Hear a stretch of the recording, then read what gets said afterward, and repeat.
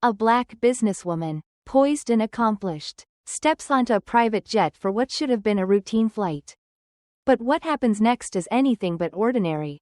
A prejudiced pilot, blinded by his own biases, refuses to acknowledge her presence, subtly but unmistakably disrespecting her in front of the crew.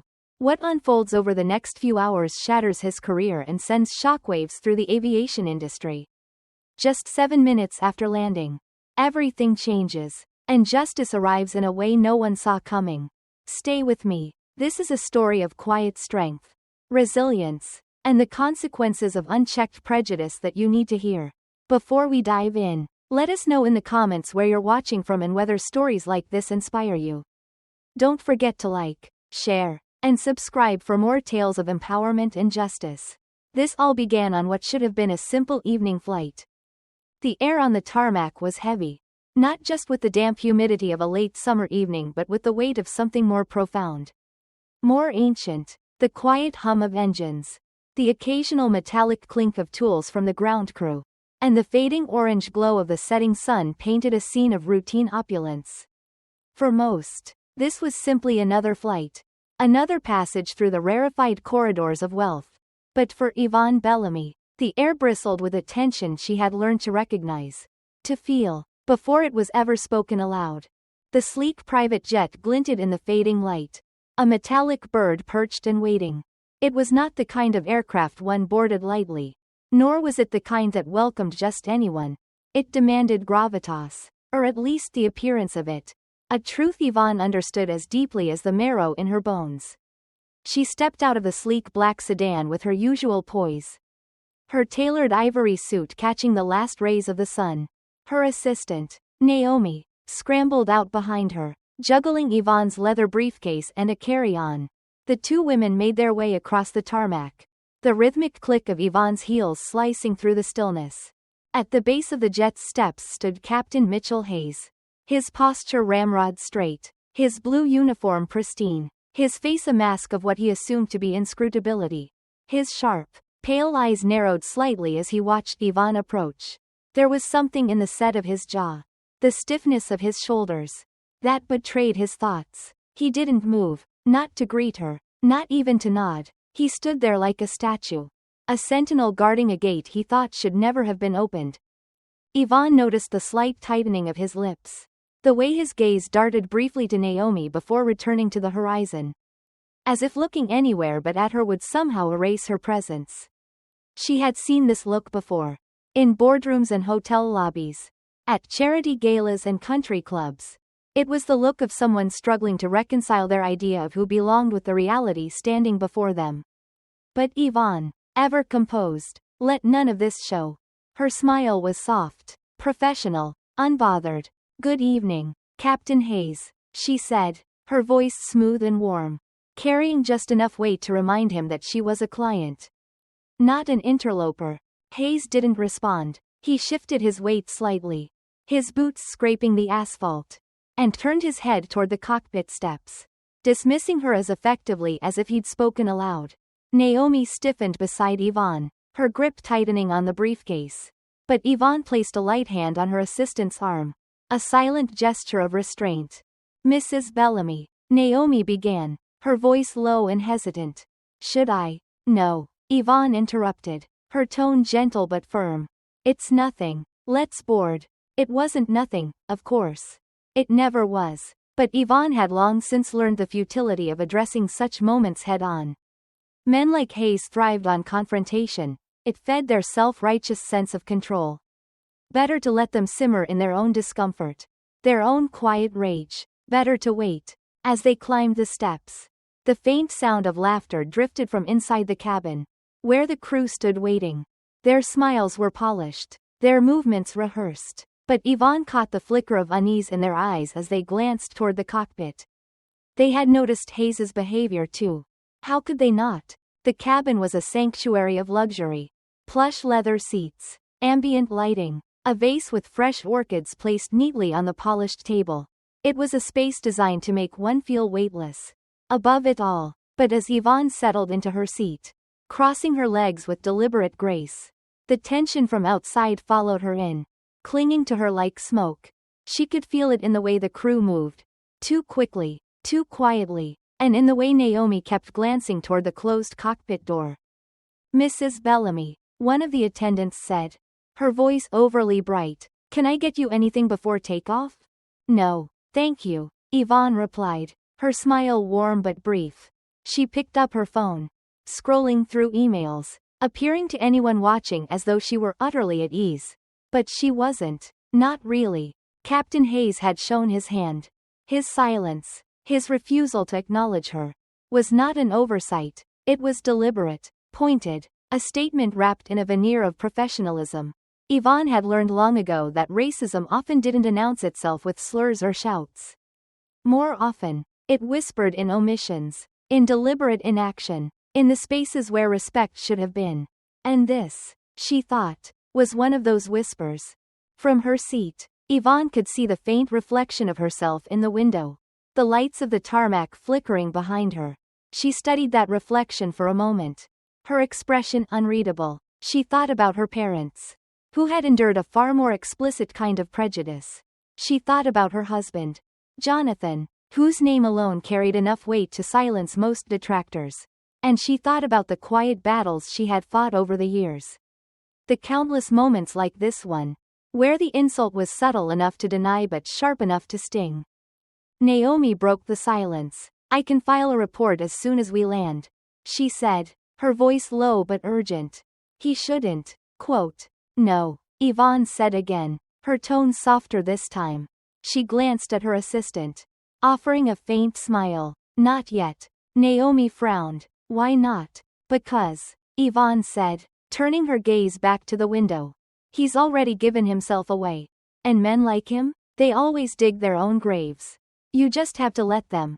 Outside, the engines roared to life. The sound of a low, steady vibration that filled the cabin. Yvonne leaned back in her seat, exhaling slowly. Hayes thought he was in control, thought his silence had diminished her somehow. But he didn't understand. He never would. And that, Yvonne thought, was his first mistake. The plane hummed softly, its engines steady as the crew moved about with quiet efficiency. Outside, the last light of day surrendered to the encroaching night, painting the horizon in shades of violet and blue. But inside the cabin, a tension lingered, subtle, unspoken, but undeniable. It clung to the air like a faint, sour scent no amount of luxury could mask. Yvonne Bellamy sat poised in her seat, the image of composure. Her phone rested lightly in her hand, her eyes scanning the glow of the screen, though she had stopped reading the words. Instead, she listened, to the muffled rustle of footsteps, to the strained voices of the crew, to the silence from the cockpit that was louder than any announcement. "Mrs. Bellamy," Naomi whispered from across the aisle, leaning forward as if to shield her words from invisible ears. "He's glaring at the camera." Yvonne glanced up, her gaze calm but direct. Naomi's wide, nervous eyes darted to the small security monitor above the cabin door. On the screen, the cockpit camera displayed a grainy image of Captain Hayes, his face set in a tight mask of concentration, or something close to it. His eyes flicked briefly toward the camera, his lips pressed into a thin line. He didn't like being watched. It seemed, even though it was his job to observe. "Let him glare," Yvonne said softly, her voice a balm against the rising tension. She set her phone aside, folding her hands in her lap. "Men like him think silence is a shield. But it's not. It's a mirror." Naomi frowned, her expression puzzled. "A mirror?" Yvonne nodded, her gaze drifting to the window. "It reflects their own insecurities. The more they try to hide, the clearer they become." Naomi hesitated, glancing back at the screen. "It's just, he's being so obvious about it. Doesn't he know someone will report him?" Yvonne allowed herself a small, knowing smile. "People like him don't think they'll ever face consequences. They think their actions are too small, too subtle, to matter." Naomi sat back, her fingers nervously tapping against her tablet. The plane jolted slightly, adjusting its altitude, and the attendant hurried to check on them, her professional smile a little too tight. "Is everything all right, Mrs. Bellamy?" she asked, though her tone suggested she already knew the answer. Yvonne nodded. "Everything is fine, thank you." The attendant hesitated, her gaze flickering briefly to Naomi before returning to Yvonne. If there's anything you need, anything at all, please let me know.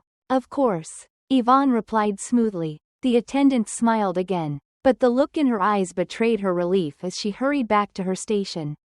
Even the staff could feel it. The tension building like a storm. Quiet but inevitable. In the cockpit, Hayes leaned back in his seat, his hand gripping the yoke harder than necessary. He could feel their eyes on him. Not physically but in the way his authority felt questioned. His space invaded. That woman, Bellamy, hadn't said a word, yet somehow, she was all he could think about. Her calmness was infuriating, her presence like a weight pressing down on him.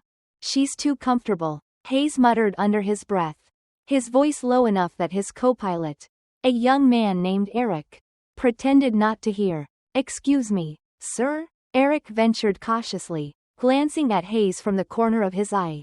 I said nothing, Hayes snapped, his voice sharper now. He adjusted the controls unnecessarily, his movements jerky. Focus on your instruments. Eric nodded, turning back to the panel.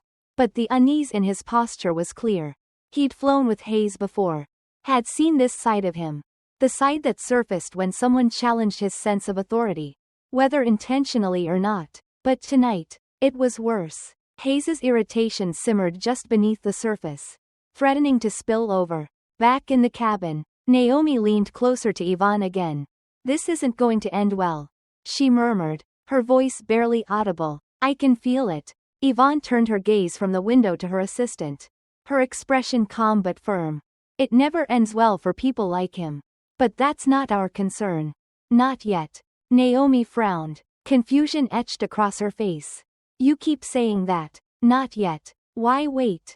Because, Yvonne said softly, her tone carrying a quiet gravity. If you interrupt a man while he's digging his own grave, he might stop. The words hung in the air, heavy and sharp. Naomi didn't respond. What could she say? She trusted Yvonne, but the weight of the situation pressed down on her, making her doubt. She glanced toward the cockpit door again, her stomach tightening at the thought of what might come next. Hayes, oblivious to the quiet storm gathering against him, leaned closer to the camera feed. He stared at Yvonne's image on the screen, her composed face an affront to everything he thought he understood. In his mind, people like her didn't belong here. Not on this jet, not in this world. He didn't need to say it, his every action screamed it. Entitled, he muttered under his breath. She probably doesn't even know how to spell turbulence. Eric shifted uncomfortably in his seat but said nothing. The silence stretched between them, taut and suffocating, as the plane continued its smooth ascent through the night sky. In the cabin, Yvonne sat back, closing her eyes briefly. She could feel it, Hayes's resentment, his frustration. It clung to the air like static, buzzing faintly around her. She opened her eyes again, her gaze steady and unshaken. He's watching us, Naomi whispered, her voice tinged with unease. Let him watch, Yvonne said, her voice low but steady. The more he watches, the more he reveals. Naomi stared at her boss, a mix of awe and bewilderment in her eyes.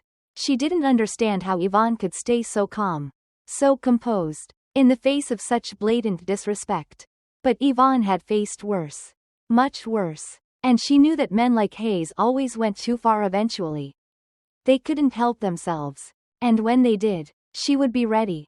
The hum of the engines settled into a steady, rhythmic drone, a mechanical heartbeat that filled the cabin with a false sense of tranquility.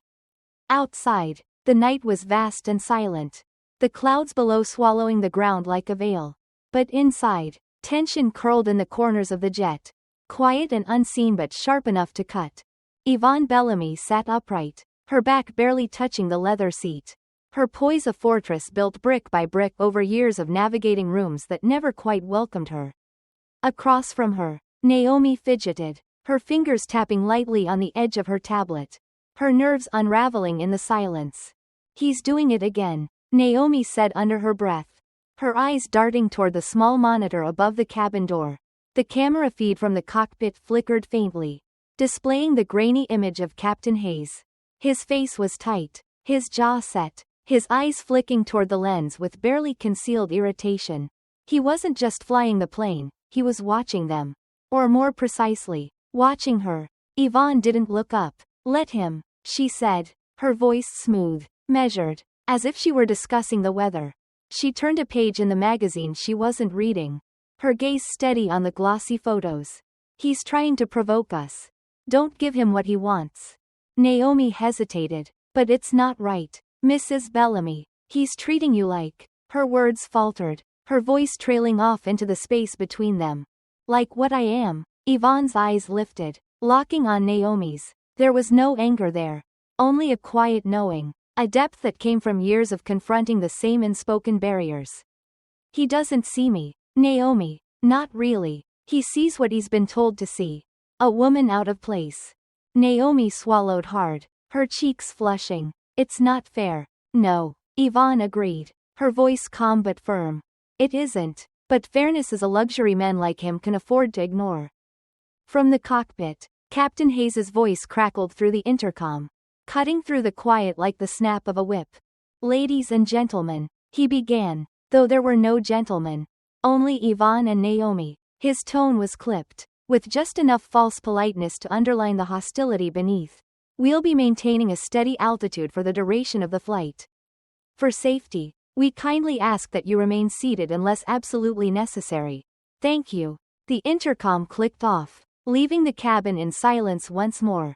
Naomi stared at the speaker, her mouth opening slightly before snapping shut again. She turned to Yvonne, her voice rising with indignation. Did you hear that? He's acting like we're causing problems. Yvonne raised a hand, a gesture of quiet authority that immediately stilled Naomi's frustration. Let it go, she said softly. He's testing us, looking for a reaction. He wants to feel powerful. Don't give him that. Naomi sank back into her seat, shaking her head. I don't know how you do it. Patience, Yvonne said, a faint smile tugging at the corners of her lips. It's a skill you learn when the world is determined to remind you of your place. From her seat, Yvonne glanced at the camera, the faint red glow of the recording light staring back at her. She knew Hayes was watching, knew his frustration would only grow as she refused to play into his hands. Men like him thrived on confrontation. They needed it, craved it, because it validated their sense of control. And when they didn't get it, they unraveled. The cockpit door opened suddenly, the sound sharp against the hum of the engines. Naomi's head whipped around, her eyes widening as Captain Hayes appeared in the aisle. His movements were deliberate, his polished shoes clicking against the carpet with a precision that bordered on aggression. He stopped a few feet from Yvonne, his presence casting a shadow over her seat. Mrs. Bellamy, he said, his voice clipped but polite enough to feign professionalism. Is everything to your satisfaction? Yvonne looked up slowly, her eyes meeting him without flinching. Her smile was polite, measured, the kind that offered nothing and demanded everything. Everything is fine, Captain, thank you. Hayes's jaw tightened at her calmness, his posture stiffening as if bracing against a storm. If there's anything you need, don't hesitate to ask, he said, though the words lacked sincerity. His gaze lingered a moment too long, his disdain slipping through the cracks in his facade. Thank you, Captain, Yvonne repeated, her tone unchanged. I'll let you know if anything comes up. Hayes gave a curt nod, turning sharply on his heel and retreating to the cockpit. Naomi exhaled a shaky breath, her hands clutching the edge of her seat. He's unhinged, she whispered. What was that? That, Yvonne said, her voice calm but tinged with steel, was a man who doesn't like being ignored. Naomi leaned closer, her voice dropping to a near whisper. Do you think he'll do something reckless? Yvonne's gaze drifted to the closed cockpit door, her expression unreadable. Men like him always do, she said quietly. The question is when. The cabin settled back into silence, but the tension remained, a thread pulled taut, ready to snap. Yvonne leaned back in her seat, closing her eyes briefly as she let the steady hum of the engines wash over her. She could feel the storm building, the cracks in Hayes's composure widening with every passing moment. But she also knew that storms, once unleashed, couldn't be controlled. And this storm, she thought, wasn't hers to start. It was his. The jet sailed through the endless night, The cabin bathed in the soft glow of recessed lighting. Outside, the stars blinked faintly, cold and indifferent, while inside, the air grew heavier with an unspoken tension that seemed to press against the walls. It wasn't the kind of tension that exploded outward, it was subtler. Sharper, the kind that gnawed at the edges of civility until it frayed and broke. Yvonne Bellamy sat as she always did, poised and still, her fingers resting lightly on the armrests of her seat. But her stillness wasn't passive. It was deliberate, like the calm before a storm. Across from her, Naomi shifted uncomfortably, the tightness in her shoulders betraying the anxiety she couldn't quite mask. "He's up to something," Naomi said softly, her eyes darting toward the cockpit door. "I don't like how he keeps looking at that camera." Yvonne glanced at the security monitor. On the grainy screen, Captain Hayes's face was partially obscured. But the tension in his posture was unmistakable. He wasn't just watching them. He was stewing, his irritation building with every second. "Let him look," Yvonne said, her voice calm. "Men like him don't know how to sit with their own discomfort. He'll reveal himself soon enough." Naomi frowned, her brow furrowing. "But why wait? Why not file a report now?" Yvonne's gaze didn't waver. "Because waiting shows control. Acting too soon gives him power." Naomi leaned back, shaking her head. "I don't know how you can be so calm." Yvonne offered a faint smile. "Because I've learned that patience is the sharpest weapon. And right now, he's handing me all the rope I need." In the cockpit, Captain Hayes sat rigid, his grip on the yoke tighter than it needed to be. He stared at the control panel. But his mind wasn't on the instruments. It was on her. Yvonne Bellamy. Her name circled his thoughts like a vulture, picking apart his composure piece by piece. She hadn't raised her voice.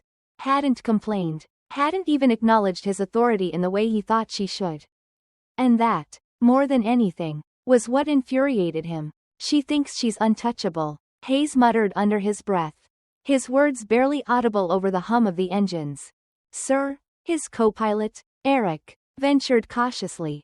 Hayes snapped his head toward him, his eyes narrowing. "What?" Eric hesitated, his hands hovering over the controls. Everything's running smoothly. I thought you might want to take a break." "A break?" Hayes's voice was sharp, incredulous. "I don't need a break. I need you to focus on your job and let me do mine." Eric nodded quickly, his eyes returning to the instruments. But the unease in his posture was unmistakable. He'd flown with Hayes before. But this felt different. There was an edge to him tonight. A simmering resentment that threatened to boil over. In the cabin, Yvonne could feel it too. The air was thick with unspoken hostility. A tension that seemed to ripple outward from the cockpit. She took a slow breath, her gaze steady on the window, where the dark expanse of the sky stretched endlessly. "Mrs. Bellamy," Naomi said hesitantly, breaking the silence. "Do you think he's dangerous?" Yvonne's eyes didn't leave the window. All men are dangerous when they feel powerless. And right now, he feels powerless. Naomi's expression tightened. "That doesn't make me feel better." "It's not meant to," Yvonne said simply. "It's meant to prepare you." The intercom crackled to life. And Hayes's voice filled the cabin. Colder now, tinged with a condescension that was impossible to miss. "Ladies and gentlemen," he began, though there were no gentlemen on board. "We're experiencing mild turbulence. For your safety, please remain seated and fasten your seatbelts." The words were innocuous enough. But the tone carried something deeper. A need to reassert control. To remind them who was in charge. Naomi glanced at Yvonne, her frustration clear. "He's doing this on purpose," she hissed. "There's no turbulence." Yvonne smiled faintly. "Of course there isn't. But let him have his moment. He's only digging himself deeper." Naomi frowned, but she said nothing more. The plane remained steady, the engines humming softly as if mocking the false warning. Yvonne closed her eyes briefly. Centering herself, she knew men like Hayes. She had met them in boardrooms and ballrooms, at fundraisers and on golf courses. Men who believed their authority was an unassailable fortress, built on entitlement and unspoken rules about who belonged where. And she knew one thing for certain. When that fortress began to crack, they always made the same mistake. They overreached. Back in the cockpit, Hayes was unraveling. His eyes flicked to the camera feed. To the image of Yvonne sitting calmly in her seat. Her expression unreadable. She wasn't afraid, wasn't flustered, wasn't reacting the way he thought she would. And that infuriated him. She thinks she's better than me, he muttered, his voice low but venomous. Eric shifted uneasily. Sir, maybe. Quote. Don't. Hayes snapped, cutting him off. Don't tell me what to do. I've been flying longer than you've been alive. Eric said nothing, his hands tightening on the controls. The tension in the cockpit was suffocating. A pressure that seemed to rise with every second. In the cabin, Yvonne opened her eyes, her gaze steady as she turned to Naomi. He's close. Naomi blinked. Close to what? To show his hand, Yvonne said. He thinks this is a game. He doesn't realize he's already lost. The words were calm, almost detached, but they carried an edge that silenced any further questions. Naomi sat back, her eyes flickering toward the cockpit door. She didn't know what was coming, but she trusted Yvonne enough to wait. The plane continued its steady flight through the night, the hum of the engines a constant backdrop to the tension that crackled in the air. And Yvonne, ever patient, ever poised, waited too. She knew the storm was coming. It always did. The air in the cabin felt thicker now, as if every breath carried the weight of something unsaid.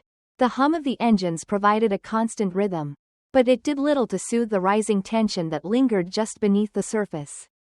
The private jet glided smoothly through the night sky, a sanctuary of luxury that couldn't quite mask the storm brewing within. Yvonne Bellamy sat quietly in her seat, her posture as composed as ever.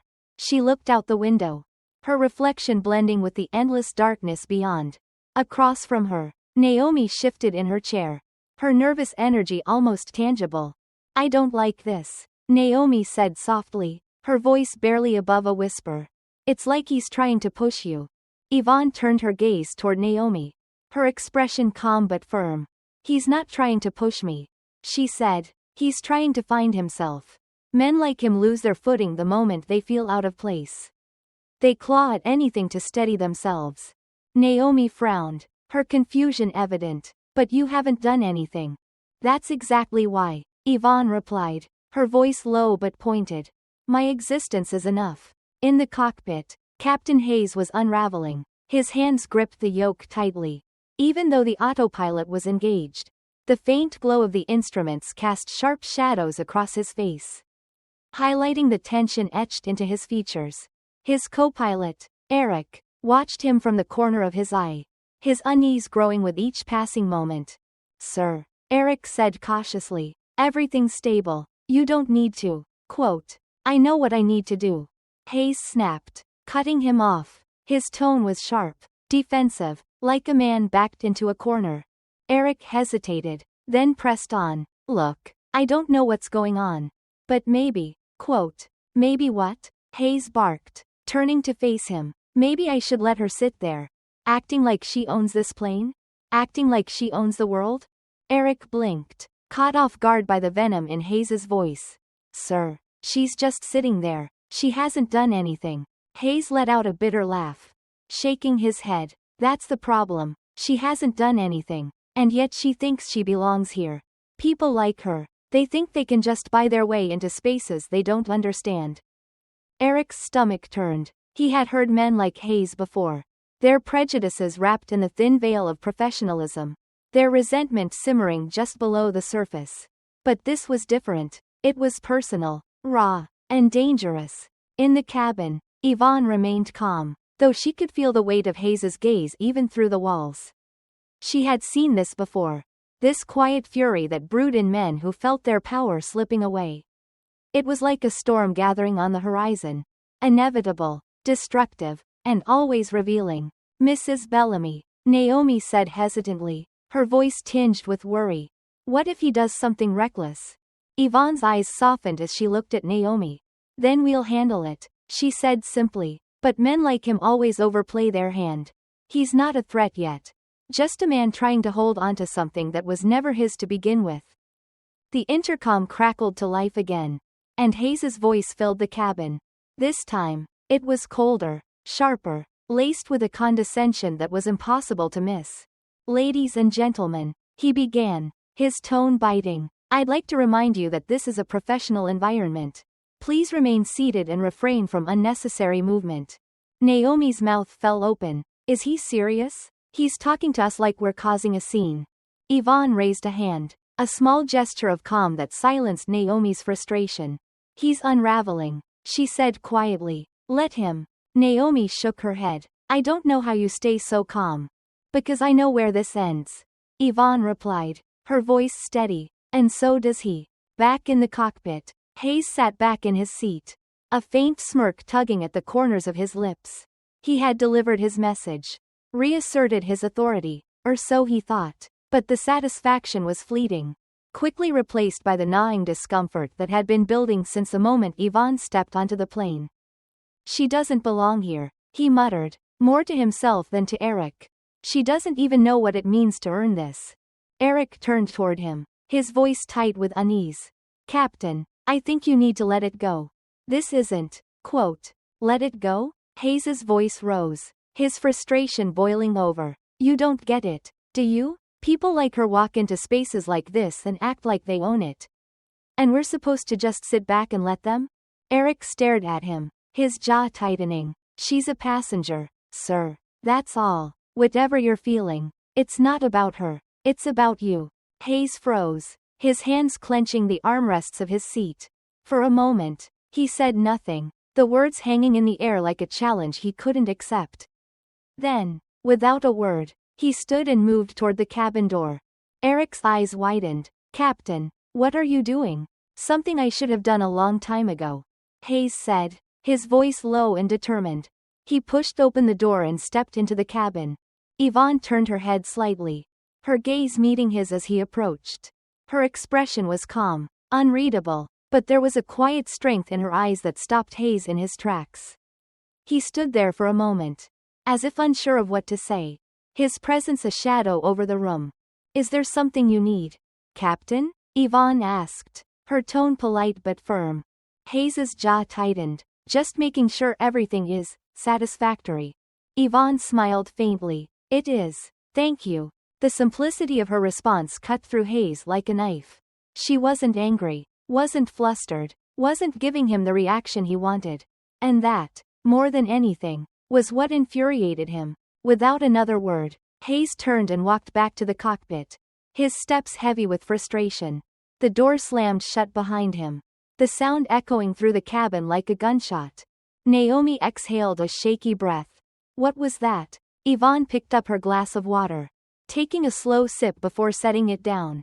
That, she said softly, was a man on the edge. And he just pushed himself a little further. The hum of the engines was no longer a comfort, it was a pulse. Steady and relentless, like the ticking of a clock counting down to something inevitable. The tension in the cabin was no longer subtle. It was tangible, a weight pressing on every surface, thick enough to choke even the unspoken words that hung in the air. Yvonne Bellamy remained poised, her hands resting lightly on the armrests of her seat. She wasn't reading, wasn't scrolling through her phone. She was simply waiting. It wasn't a passive waiting, but the kind that carried intention.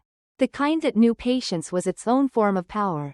Across from her, Naomi fidgeted nervously, her fingers gripping her tablet like it was the only solid thing in a space that seemed increasingly fragile. Do you think he'll try something else? Naomi whispered, her voice tight with concern. Yvonne's eyes didn't leave the window, where the faint glow of distant city lights peeked through the clouds. He's already trying, she said softly. Men like him don't stop. They escalate. Naomi swallowed hard. What do? We don't have to do anything. Yvonne replied. Her voice was calm, deliberate, like a mother speaking to a child afraid of the dark. He'll handle it himself. He's already losing control. In the cockpit, Captain Hayes was pacing, his movements agitated, his breath coming quicker than it should have been. The cockpit felt too small, the walls closing in on him as his frustration grew. His co-pilot, Eric, sat frozen in his seat, his hands gripping the controls as though they might anchor him in the face of Hayes's unraveling. Sir, Eric said carefully, his voice low and measured. We're approaching our descent. Maybe we should, quote, maybe we should do what? Hayes snapped, spinning to face him. His face was flushed, his eyes wild with a mix of anger and desperation. Maybe we should let her win? Let her sit there and act like she's better than me? Eric blinked, taken aback. It's not a competition, Captain. She's just a passenger. Hayes laughed. But it wasn't a laugh of amusement. It was bitter, hollow, the sound of a man grasping for something just out of reach. You think this is about her being a passenger? No. It's about what she represents. They all think they can walk in, take what they want, and leave us with nothing. Eric's stomach turned. He had seen prejudice before. But this was something deeper. Something more insidious. It wasn't just hatred. It was fear. Fear of losing something intangible. Something Hayes believed was his by right. You're going too far, Eric said, his voice firmer now. You're crossing a line. Hayes glared at him, his jaw tightening. And what are you going to do about it? Huh? Run to management? Let them take her side like they always do? Eric's silence spoke volumes. He didn't have to answer. The truth was already written in the tension between them. In the way Hayes's anger filled the small space like smoke. In the cabin, Yvonne turned her attention to the small security monitor above the cabin door. She could see Hayes pacing. His movements erratic, his gestures sharp and uncontained. It was the behavior of a man who was losing the battle with himself. He's unraveling, Yvonne said quietly, more to herself than to Naomi. Naomi looked at the screen, her brow furrowing. Should we, I don't know, call someone? Yvonne shook her head. There's no need. Help is already on the way. Naomi blinked, confused. What do you mean? Yvonne didn't answer immediately. Instead, she leaned back in her seat, her gaze steady as she spoke. When you've built what we've built, when you fought as hard as we have to carve out a space in a world that never wanted you there, you learn to protect it. You learn to prepare for men like him. Naomi opened her mouth to respond. But before she could, the intercom crackled to life. Hayes's voice filled the cabin, cold and strained, each word dripping with barely concealed contempt. Ladies and gentlemen, he began, though the words were now a mockery of civility. We are beginning our descent. Please ensure your seatbelts are fastened and remain seated until further notice. Yvonne didn't move. She didn't reach for the seatbelt or adjust her posture. She simply sat there, her stillness a quiet defiance that radiated power. Naomi, on the other hand, fumbled with her belt, her nervous hands shaking as she clicked it into place. As the plane began its slow descent, the tension in the air reached its peak. The city lights below grew brighter, their glow illuminating the faint outlines of buildings and streets. Yvonne watched them, her expression calm, but her thoughts were sharp, deliberate. She knew what was coming. She always did. The plane touched down smoothly, the wheels kissing the runway with practiced ease. But the silence that followed was anything but smooth. It was heavy, charged, a moment suspended in time as everyone waited for what would happen next. The cockpit door opened suddenly, and Hayes stepped into the cabin, his presence like a storm cloud rolling in. He stopped a few feet from Yvonne, his posture stiff, his expression a mask of forced professionalism. Mrs. Bellamy, he said, his voice tight, we've landed. You're free to disembark. Yvonne turned her head slowly, her gaze meeting his with an intensity that made him falter. Thank you, Captain, she said, her tone polite but firm. I'll wait for my husband. Hayes stiffened, his eyes narrowing. Your husband? As if on cue, the faint sound of car doors closing echoed outside. Through the window, sleek black SUVs lined the tarmac, their headlights piercing the night. Men in suits stepped out, their movements purposeful, their presence commanding. Naomi gasped softly. Is that? Yes, Yvonne said simply, a faint smile tugging at the corners of her lips. It is. The cabin door opened, and Jonathan Bellamy stepped in. He was a man who carried authority in his very posture, his broad shoulders and sharp suit cutting a striking figure against the soft glow of the cabin lights. His dark eyes swept the room, landing on Hayes with a weight that seemed to pin the man in place. Jonathan, Yvonne said, her voice warm as she stood to greet him. He kissed her cheek gently before turning to face Hayes. For the first time, Hayes looked unsure, his confidence crumbling under the weight of Jonathan's gaze. Mr. Bellamy, he stammered. Jonathan held up a hand, silencing him. Captain Hayes, he said, his tone calm but unyielding. We need to have a conversation. The room went still, the silence pressing down like a final judgment. Hayes swallowed hard, his arrogance slipping away as the reality of his actions caught up with him. Yvonne stepped back, letting her husband take the lead. Her presence a quiet reminder of the power they both wielded. The storm had arrived, and Hayes was standing in its path.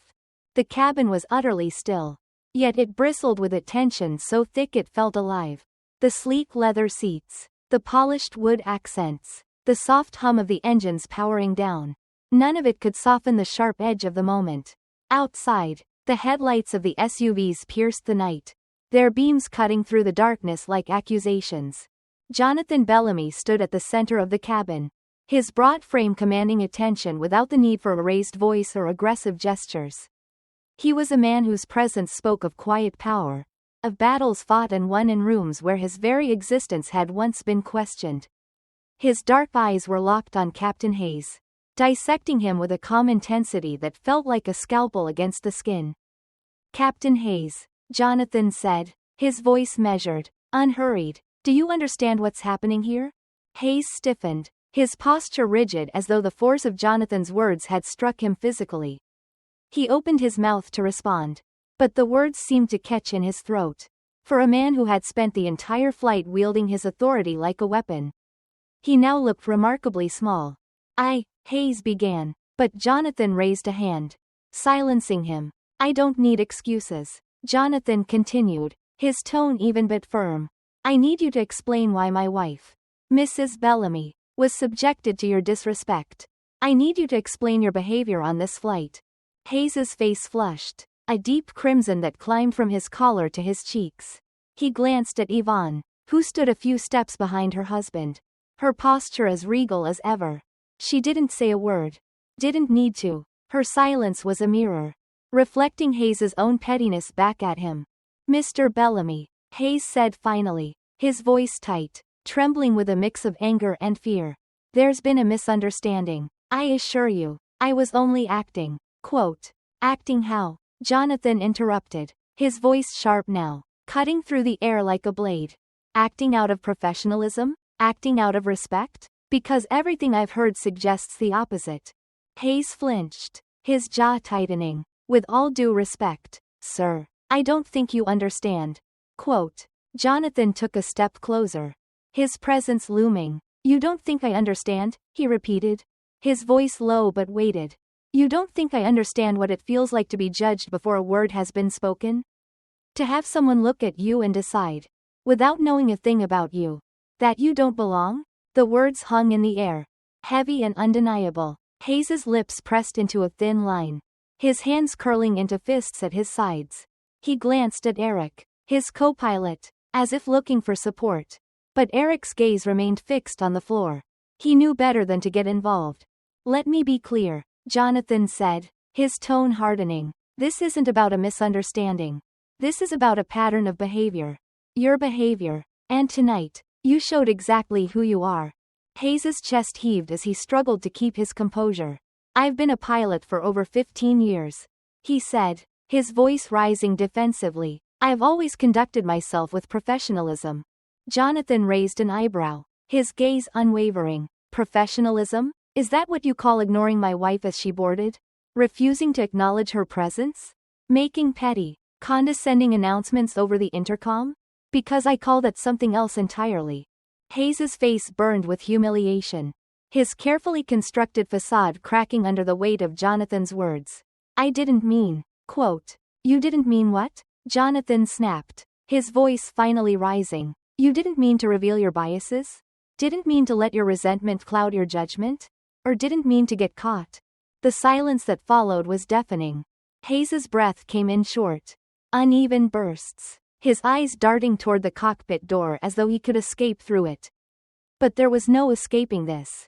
Not anymore. Yvonne stepped forward then, her movements deliberate, her presence commanding without a hint of aggression. She stood beside her husband, her gaze meeting Hayes's with the same quiet strength that had unnerved him from the start. Captain Hayes, she said, her voice calm but unyielding. Men like you have always relied on the same excuses. Misunderstandings. Miscommunication. You think if you speak politely enough, we'll forget what we saw. What we felt. She paused, her eyes narrowing slightly. But I didn't forget. And I won't. Hayes opened his mouth to respond. But no sound came. The weight of her words, and the truth they carried, left him speechless. Jonathan turned to the door, gesturing toward the team of men waiting outside. You're done here, he said, his tone final. Pack your things. Effective immediately. You are no longer employed by my company or any of its subsidiaries. Hayes's face fell, his shoulders slumping as the reality of his situation sank in. You can't do this, he said, his voice weak, desperate. Quote. Jonathan cut him off. I can. And I have. You made your choices, Captain Hayes. Now, you'll live with the consequences. Two men in suits stepped forward, their expressions unreadable as they flanked Hayes. He glanced at them, then back at Jonathan and Yvonne, his face a mask of fury and defeat.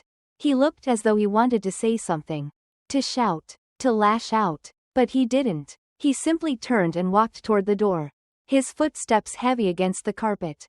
As the door closed behind him, the tension in the cabin seemed to lift, replaced by a quiet relief. Naomi let out a breath she hadn't realized she was holding, her shoulders relaxing for the first time in hours. Thank you, she whispered, her voice barely audible. Yvonne turned to her husband, her expression softening. He placed a gentle hand on her back, his touch a reassurance, a promise. Are you ready to go? Jonathan asked. Yvonne nodded. Yes. Let's leave this behind. Together, they walked toward the exit, their steps steady and deliberate. They left the cabin without looking back, their presence lingering like the echo of a storm that had finally passed. The night was cool on the tarmac, a faint breeze carrying with it the hum of distant engines and the faint scent of jet fuel. The sleek SUVs waited in a neat line, their black sheen reflecting the harsh glow of the overhead floodlights. Inside one of the vehicles, Yvonne Bellamy sat quietly, her hands folded in her lap, her expression as composed as ever. But there was a weight in her eyes, a weight that carried years of unspoken battles and unyielding resolve. Next to her, Jonathan Bellamy was silent, his presence steady but contemplative. The confrontation with Captain Hayes lingered in the air between them, a reminder of the quiet violence that shaped so much of their existence. He reached for Yvonne's hand, his fingers brushing hers lightly, and she turned to him with a faint, knowing smile. You handled that well, Jonathan said, his voice low. Yvonne shook her head slightly. It shouldn't have to be handled, Jonathan. Not in 2025. Not anymore. Jonathan nodded, his brow furrowing. It shouldn't, but it does. The car began to move, the smooth rumble of the engine breaking the silence. Naomi sat in the front passenger seat, her body still tense from the events of the evening. She glanced back at Yvonne, her eyes wide with something between admiration and disbelief. I don't know how you stayed so calm, Naomi said, her voice breaking the stillness. I would have. She stopped herself, shaking her head. I don't know what I would have done. Yvonne's smile was faint but warm. That's the thing, Naomi. Anger is what they expect. It's what they want. But silence forces them to sit with themselves, to see themselves. Naomi frowned, her confusion evident. But isn't silence letting them win? Yvonne turned to her, her expression soft but resolute. Not when it's deliberate. Not when it's a mirror. Men like Hayes destroy themselves when they're forced to see who they really are. I didn't have to raise my voice. I just had to hold my ground. Naomi nodded slowly, her gaze dropping to her lap. I don't think I could ever do that. You can, Yvonne said firmly. You will, because the world won't give you a choice. The car pulled onto the highway, the city lights spreading out before them like a sea of fireflies. Inside, the tension had begun to dissipate, but the weight of the evening lingered. Jonathan reached into the pocket of his suit jacket. Pulling out his phone, he began typing, his movements precise, deliberate. What are you doing? Yvonne asked, her tone curious but calm. Following up, Jonathan said simply, making sure there's a formal record of what happened tonight. Hayes isn't the first. And he won't be the last. But his name will be remembered. For the right reasons. Yvonne leaned back in her seat. Her gaze drifting to the window. She watched the lights blur past. Her reflection faint against the glass. For a moment, she thought of her parents, of her mother, who had walked into segregated classrooms with her head held high. And her father, who had fought battles in boardrooms where no one looked like him. Their strength was her inheritance. Their resilience. Her foundation. This isn't just about Hayes. Yvonne said softly, more to herself than to anyone else. Jonathan turned to her, his brow lifting. What do you mean? It's about the spaces we occupy. Yvonne continued, her voice growing stronger. The spaces they don't think we belong in. Every time we walk into those spaces. Silent, composed, unyielding. We're challenging the stories they tell themselves. We're reminding them that the world isn't theirs to define. Jonathan nodded slowly, his gaze thoughtful. And that terrifies them. It should, Yvonne said, her tone firm but calm. Because we're not going anywhere. The car turned off the highway, winding through the quiet streets that led to their home. The night felt still now. The tension of the flight left behind on the tarmac. But the echoes of the confrontation lingered. Yvonne closed her eyes briefly. Centering herself. She knew this wasn't the end. It never was. There would always be another Hayes. Another moment when her place in the world would be questioned. But she also knew she was ready. As the car pulled into the driveway, Naomi turned back to Yvonne one last time. Mrs. Bellamy, she said, her voice hesitant but steady. What you did tonight, it was powerful. I don't think I've ever seen anything like it. Yvonne smiled faintly, her gaze meeting Naomi's. It wasn't power, Naomi. It was clarity. Power comes when you know who you are and refuse to let anyone else tell you differently. Naomi nodded, her expression thoughtful. I'll remember that. You should, Yvonne said gently. You'll need it. They stepped out of the car, the cool night air wrapping around them as they walked toward the house. The lights inside were warm, inviting, a stark contrast to the cold tension of the jet. Yvonne paused at the door, her hand resting on the handle. She glanced back at Jonathan, her smile soft but resolute. This isn't over, she said. It never is, Jonathan replied. And with that, they stepped inside, leaving the night and the storm behind them.